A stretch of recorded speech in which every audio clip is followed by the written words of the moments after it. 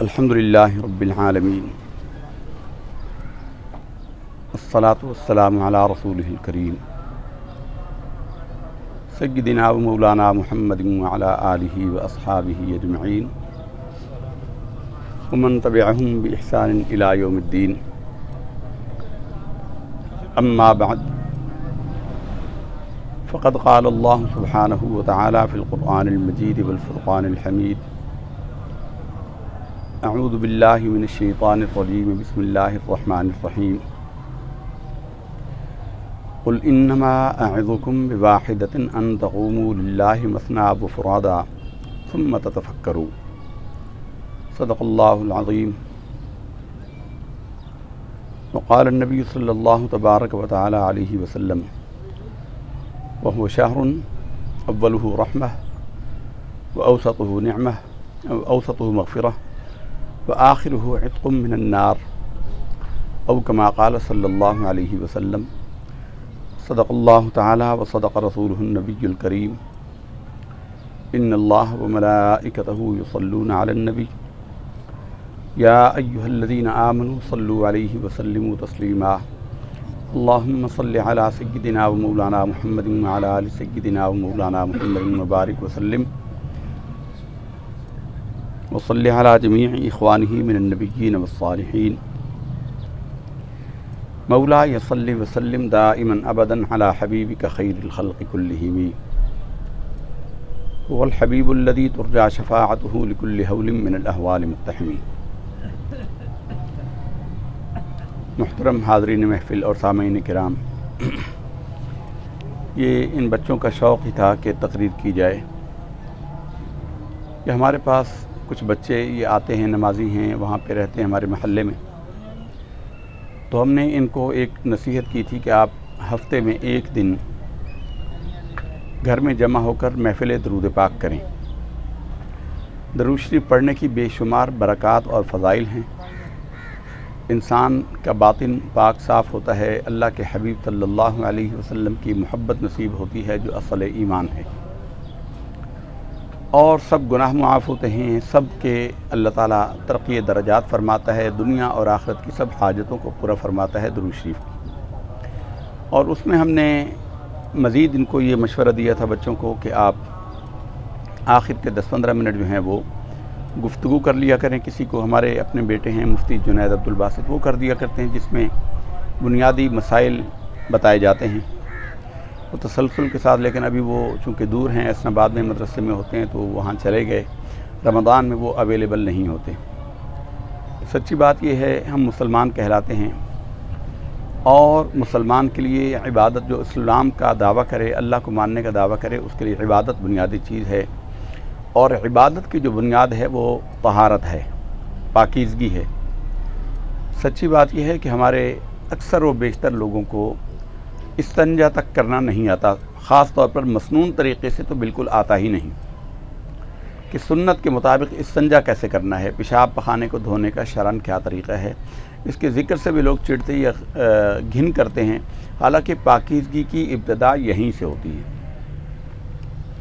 تو بہرحال اب ان کا حکم تھا. ہمارا یہ بچہ ہے عدیل گجر، اس کا شوق تھا کہ ہم حاضر ہوں، تو ہم حاضر ہو گئے.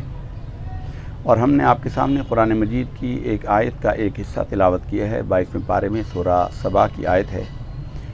رب فرماتا ہے کہ قل انما اعظکم بواحدۃ ان تقوموا للہ مثنی وفرادا ثم تتفکروا، کہ اے محبوب صلی اللہ علیہ وسلم تم ان کو فرما دو کہ میں تمہیں ایک نصیحت کرتا ہوں کہ اکیلے اکیلے دو بیٹھ کر آپس میں غور اور فکر کرو. انما اعظکم بواحدۃ ان تقوموا للہ مثنی وفرادا، میں تمہیں نصیحت کرتا ہوں کہ اکیلے کھڑے ہو کر یا بیٹھ کر ایک یا دو بیٹھ کر غور اور فکر کرو. ثم تتفکروا، پھر تم فکر کرو، غور و فکر کرو. کس چیز میں غور و فکر کرو؟ سب سے پہلے تو اللہ تعالیٰ نے فرمایا کہ فَلْيَنْظُرِ الْإِنسَانُ مِمَّا خُلِقَ. تو نے کبھی غور کیا کہ تو پیدا کیسے ہوا؟ تیری پیدائش کیوں کر ہوئی؟ کیسے پانی سے جو اگر تیرے کپڑے پر لگ جائے تو اس کو دھوتا پھرے، اس پانی سے تو پیدا کیا گیا. اولم یر الانسان انا خلقناہ من نطفۃ فاذا هو خصیم مبین وضرب لنا مثلا ونسی خلقہ. انسان نے دیکھا، وہ دیکھتا ہے کہ کس چیز سے پیدا کیا گیا. اولم یر الانسان انا خلقناہ من نطفہ، ایک ناپاک پانی سے پیدا کیا گیا. اور پھر وضرب لنا مثلا ونسی خلقہ، ہم پر مثالیں بیان کرتا ہے اور اپنی پیدائش کو بھول گیا. فلینظر الانسان مما خلق، انسان کو چاہیے کہ غور کرے کس چیز میں پیدا کیا گیا. وفی انفسکم افلا تبصرون، تمہاری اپنی جانوں کے اندر غور اور فکر کا بہت بڑا سامان ہے. سنریہم آیاتنا فی الآفاق وفی انفسہم حتی یتبین لہم انہ الحق، ان قریب ہم تمہیں دکھا دیں گے تمہاری اپنی جانوں میں اور کائنات میں ایسی نشانیاں جس سے حق تم پر واضح ہو جائے گا. حتی یتبین لہم انہ الحق، یہاں تک کہ حق تم پر واضح ہو جائے گا. تو برادران گرامی، یہ غور اور فکر کا مقام ہے. ہر انسان کی زندگی کے سب سے بڑے واقعات تو دو ہی ہیں. ہر انسان کے لیے دو واقعے اس کی زندگی کے سب سے بڑے واقعے ہیں، اور ان دونوں واقعات میں اس کا کوئی اختیار نہیں ہے. ایک ہماری پیدائش کا اور ایک ہمارے مرنے کا. ڈبویا مجھ کو ہونے نے، نہ ہوتا میں تو کیا ہوتا. جس کو فکر ہوتی ہے وہ ہستی جس کو اللہ کے حبیب صلی اللہ علیہ وسلم نے افضل البشر فرمایا، افضل البشر بعد الانبیاء بالتحقیق ابی بکر الصدیق رضی اللہ تعالی عنہ، جن کو اللہ کے نبی نے دنیا میں جنت کی خوشخبری دی. وہ کہیں، چڑیا کو چہچہاتے دیکھا تو کہنے لگے کتنی خوش قسمت ہے اے چڑیا کہ تجھے حساب کا خوف نہیں ہے اور مجھے حساب کا خوف ہے. ایک مرتبہ تقریر کرتے ہوئے کوئی تنکا نظر آیا، اس تنکے کو اٹھایا اور کہنے لگے کہ کاش میں یہ تنکا ہوتا اور پیروں کے نیچے رون دیا جاتا اور مجھے حساب کا خوف نہ ہوتا. یہ ان ہستیوں کے لیے ہے جن کو اللہ کے نبی صلی اللہ علیہ وسلم کی زبان سے جنت کی خوشخبری عطا ہوئی. ہمارا حال تو کیا ہوگا، اللہ معاف فرمائے. تو اللہ تعالیٰ نے ہمیں غور اور فکر کرنے کا وعدہ فرمایا اور تلقین فرمائی کہ غور کرو، غور و فکر کرو. حدیث شریف کے اندر ہے، سرکار دو عالم صلی اللہ علیہ وسلم نے ارشاد فرمایا اللہ کی نشانیوں میں، اور ہماری پیدائش اللہ کی نشانی ہے. ہم نے درخواست نہیں دی تھی اللہ کو کہ ہمیں انسانوں میں پیدا کر. وہ چاہتا تو پتھر بنا دیتا، لوگ ٹھوکروں میں اڑا دیتے. وہ چاہتا تو تنکا بنا دیتا، لوگ پیروں کے نیچے کچل دیتے. چاہتا تو کیڑا مکوڑا بنا دیتا، لوگ پیروں کے نیچے کچل کر مار دیتے. وہ چاہتا تو کچھ بھی بنا سکتا تھا. اس نے ہمیں انسان بنایا، افضل المخلوقات، اشرف المخلوقات بنایا، اور پھر اشرف الامم بنایا. اپنے پیارے نبی صلی اللہ علیہ وسلم کی امت کو بنایا. اس میں ہمارا کوئی دخل نہیں تھا. ہم میں سے کسی نے اللہ کو درخواست نہیں دی تھی کہ ہمیں مسلمان پیدا کرنا. ہم سے زیادہ دنیا کے اعتبار سے عقل والے ہیں، ترقی والے ہیں، جن کے آج ہم فالو کرتے ہیں، جن کو عیسائی ہیں، دنیا میں آج ترقی کے امام ہیں، لیکن ان کی عقل گھاس سے نہیں گئی کہ دین کے معاملے میں ان کی عقل اتنا کام نہیں کرتی. جو چاند پر پہنچ گئے، مریخ پر پہنچ گئے، وہ کہتے ہیں کہ اللہ کی بیوی بھی ہے، اللہ کے بیٹا بھی ہے. چاہتا تو ہمیں بھی ان میں پیدا کر دیتا. اور وہ لوگ بھی ہم سے آگے ہیں جو ہزاروں اور لاکھوں خداؤں کے ماننے والے ہاتھوں سے بت تراشتے ہیں اور اسی کے آگے سجدہ کیے کھڑے ہوتے ہیں. اللہ چاہتا تو ہمیں بھی ان بدبختوں میں پیدا کر دیتا اور جہنم کا ایندھن بناتا. اس نے ہماری نجات کا فیصلہ کیا اور ہمیں مسلمانوں میں پیدا فرمایا. اس میں ہمارا کوئی عمل دخل نہیں ہے. یہ سب سے بڑا واقعہ ہمارا دنیا میں آنے کا. اور دوسرا بڑا سے بڑا واقعہ ہے تو ہمارا دنیا سے جانے کا. دنیا سے جانے کے واقعے میں بھی وہ ابراہیم ذوق کہتے ہیں، لائی حیات آئے قضا لے چلی چلے. لائی حیات آئے قضا لے چلی چلے، اپنی خوشی نہ آئے نہ اپنی خوشی چلے. ہم میں سے کوئی اپنی مرضی سے دنیا میں نہیں آیا، کسی نے درخواست نہیں دی تھی، اور کوئی اپنی مرضی سے جاتا نہیں ہے. کوئی اپنی مرضی سے جاتا نہیں ہے. جانا بھی اللہ تعالیٰ کے اختیار سے ہے اور آنا بھی اللہ تعالیٰ کی مرضی اور مشیت سے ہے. جب دو بڑے واقعات میں تیرا کوئی عمل دخل ہی نہیں ہے تو تجھے غور تو کرنا چاہیے. افحسبتم انما خلقناکم عبثا وانکم الینا لا ترجعون، کیا تم لوگوں نے یہ گمان کیا کہ بیکار پیدا کیے گئے اور تمہیں لوٹنا نہیں اللہ کی طرف؟ تو کبھی غور کیا؟ زندگی کی مصروفیات نے بک کر دوڑایا ہوا ہے. ہر بندہ صبح ہوتی ہے کام کے اوپر جتتا ہے. کیا کہیں آبا ہمارے کیا کار نمایاں کر گئے، بی اے کیا، افسر بنے، پینشن ہوئی اور مر گئے. ایک جانور کی زندگی اور ہماری زندگی میں کیا فرق ہے۔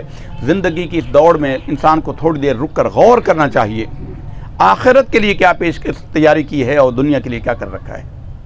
قدم سوئے مرقد، نظر سوئے دنیا، کدھر جا رہا ہے، کدھر دیکھتا ہے۔ قدم تو تیرا قبر کی طرف اٹھ رہا ہے اور نظر تیری دنیا کے اوپر ہے کہ یہ بھی لے لوں تو وہ بھی لے لوں، تو یہ کر لوں تو وہ کر لوں۔ تو یہ ہمارے لیے غور اور فکر کا سامان کا وقت ہے، اور اس حوالے سے یہ وہ مقدس مہینہ ہم پر سے گزر رہا ہے اور اس کا آخری عشرہ شروع ہوا چاہتا ہے۔ کل یہ عشرہ مکمل ہو جائے گا اور کل مغرب سے انشاءاللہ آخری عشرہ شروع ہو جائے گا۔ اللہ کے نبی صلی اللہ علیہ وسلم نے ارشاد فرمایا ہے، وَهُوَ شَهْرٌ، یہ وہ مہینہ ہے، اولہ رحمہ، اس کا پہلا عشرہ رحمت ہے، وَأَوْسَطُهُ مغفرہ، درمیانی حصہ اس سے ہم گزر رہے ہیں، یہ مغفرت ہے، اور اس کا آخری عشرہ جو ہے وہ نار جہنم سے رہائی کا ہے۔ اس آخری عشرہ کا سب سے بڑا پیغام جو ہے وہ ہے اعتکاف۔ اعتکاف دراصل اللہ تعالیٰ کے نبی صلی اللہ علیہ وسلم کی سنت مؤکدہ علی الکفایہ ہے، یعنی اگر کوئی بھی نہ کرے گا تو قیامت کے دن سب سے پوچھا جائے گا، اور اگر ایک بھی کر لے گا تو اللہ تعالیٰ اس کی سب کی طرف سے کفایت فرما دے گا۔ یہ سنت مؤکدہ علی الکفایہ ہے، اور ہمیشہ سے ہر امت کے اندر یہ طریقہ رہا ہے۔ ہر امت کے اندر، چاہے وہ مسلم ہوں یا غیر مسلم ہوں، مسلم ہوں، ہندو ہوں، مشرک ہوں، عیسائی ہوں، یہودی ہوں، عبادت کے لیے ایک جگہ بیٹھ جانا، یکسو ہو کر پوری دنیا سے علاقہ اور تعلق چھوڑ کر بیٹھ جانا، یہ ہر امت کے اندر موجود ہے۔ جب بیت اللہ شریف اللہ تعالیٰ نے بنوایا حضرت ابراہیم اور اسماعیل سے، تو فرمایا وَعَهِدْنَا إِلَىٰ إِبْرَاهِيمَ وَإِسْمَاعِيلَ أَن طَهِّرَا بَيْتِيَ لِلطَّائِفِينَ وَالْعَاكِفِينَ وَالرُّكَّعِ السُّجُودِ، کہ اس گھر کو صاف کرو نماز پڑھنے والوں، رکوع سجود کرنے والوں کے لیے، طواف کرنے والوں کے لیے اور اعتکاف کرنے والوں کے لیے۔ یعنی حضرت ابراہیم دیکھیے 4000 5000 سال پہلے دنیا میں، اس وقت بھی اللہ فرماتا ہے کہ اعتکاف کرنے والوں کے لیے ہم نے حکم کیا۔ اعتکاف اس عشرہ کی سب سے بڑی عبادت ہے، اور اس عبادت کا ایک بڑا مقصد جو ہے وہ یہ ہے کہ بندے کو امور دنیا نہیں چھوڑتے، وہ مصروف رہتا اور مشغول رہتا ہے۔ کم سے کم 10 دن تو اپنے لیے غور کر لے، 10 دن تو اللہ تعالیٰ کے ساتھ لو لگا لے، اپنے اعمال کا محاسبہ تو کر لے، اس نے زندگی کس مقصد کے تحت حاصل کی تھی اور کس مقصد میں گزار دی۔ یہ گھڑی کی ٹک ٹک ہم سب کی زندگی سے گزر رہی ہے، ان کی بھی جو فلمیں دیکھ رہے ہیں، جو بازاروں میں پھر رہے ہیں، ان کے لیے بھی جو مسجد کی اینٹ بنے ہوئے ہیں، عبادات میں مشغول ہیں، ان کے لیے بھی جو تجارت کر رہے ہیں۔ وقت سب کے لیے یکساں گزرتا ہے۔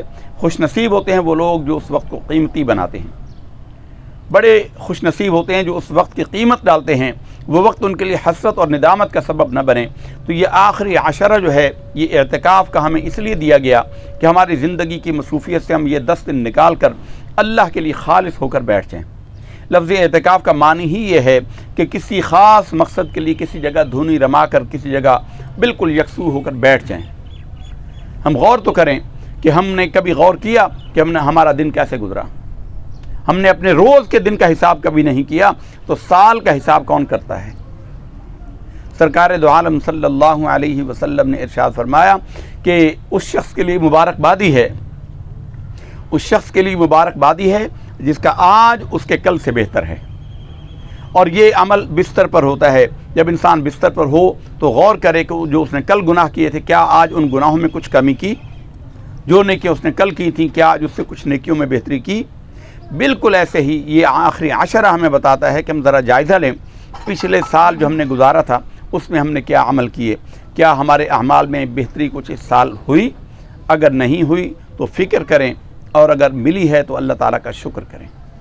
تو برادران گرامی، یہ اعتکاف اتنی بڑی عبادت ہے، اتنی اہمیت کی عبادت ہے کہ اللہ کے نبی صلی اللہ علیہ وسلم نے پہلا اعتکاف سن 3 ہجری میں فرمایا، ہجرت کے تیسرے سال یہ فرمایا۔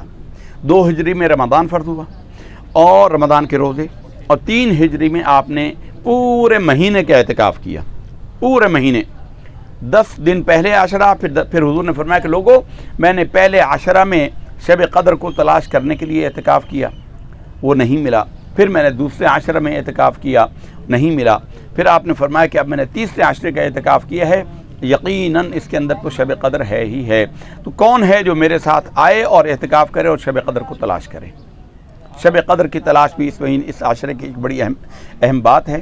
اور پھر ہر سال آپ صلی اللہ علیہ وسلم آخری عشرہ میں اعتکاف کرتے تھے، اور ایک مرتبہ ایسا ہوا کہ کہ ایک غزوہ میں شرکت کی وجہ سے آپ صلی اللہ علیہ وسلم اعتکاف نہ کر سکے، تو اگلے سال آپ نے اس کی قضا فرمائی اور 20 دن کا اعتکاف کیا۔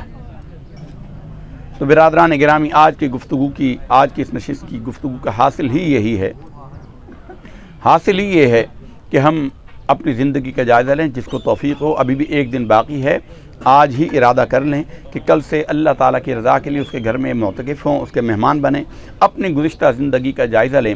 صوفیاء کہتے ہیں، اہل حقیقت، اہل طریقت، اہل تصوف یہ کہتے ہیں کہ حاسبوا قبل ان تحاسبوا، اپنا محاسبہ کر لے، اپنا اکاؤنٹیبلٹی اپنی کر لے، اس سے پہلے کہ کل تیرا حساب لیا جائے۔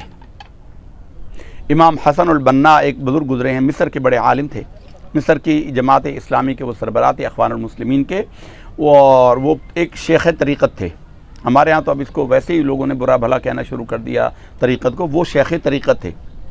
وہ اپنے مریدوں کو لے کر جاتے تھے راتوں میں، مہینے کے اندر ایک رات میں کھلے میدان میں ان کو ایک کسی یعنی کئی یا بیلچہ دیتے تھے اور ایک کپڑا لے کر سفید رنگ کا، اور انہیں کہتے تھے کہ اپنی قبر کھود کے وہ سفید لباس پہنا کر اس کے اندر لٹاتے تھے کہ غور کر، یہ ایک دن آج تو اپنی مرضی سے لیٹا اور نکل آئے گا، ایک دن ایسا ہوگا کہ لوگ تجھے دفنائیں گے اور تجھے نکلنے کی طاقت نہیں ہوگی، تو غور کر۔